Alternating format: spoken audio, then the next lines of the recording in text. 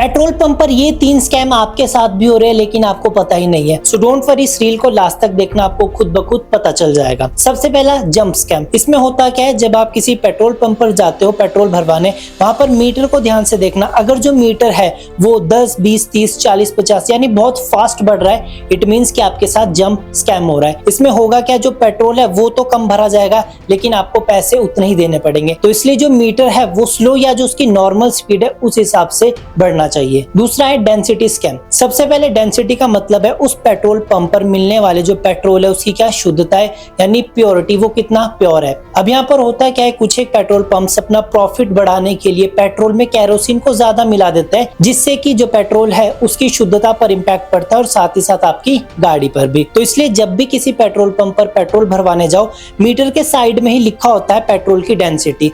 वो अगर सही है तो उससे आप पेट्रोल भरवा सकते हो, अदरवाइज वहां पर फिर वो मिलावट होगी। अब जो पेट्रोल की डेंसिटी है वो इसके बीच में होनी चाहिए, तभी वो एक अच्छा पेट्रोल माना जाएगा। और तीसरा जो सबसे कॉमन स्कैम है वो है स्प्लिट ट्रिक। अब यहाँ पर होगा क्या, आप पेट्रोल पंप पर जाओगे और बोलोगे 300 का पेट्रोल डाल दो। अब वो अटेंडेंट 50 पर जाकर रुक जाएगा और बोलेगा हो गया, कि आपको और पेट्रोल भरवाना है? आप बोलोगे हाँ मेरे को और भरवाना है। अब यहाँ वो क्या करेगा, मीटर को रीसेट करने की जगह जो मीटर है उसको 50 के आगे से स्टार्ट कर देगा और 250 पर जाकर उसको रोक देगा और बोलेगा कि 50 का मैंने पहले डाल दिया और 250 का मैंने अब डाला, टोटल हो गए 300, आपका हिसाब पूरा। अब E20 पेट्रोल आने के बाद ये जो स्कैम है ये कहीं ना कहीं बढ़ सकते हैं, तो इसलिए इस रील को शेयर कर दीजिए अपने सभी दोस्तों के साथ, ताकि वो इस चीज के लिए अवेयर हो जाए और इसी तरह की रील्स देखने के लिए फॉलो मी।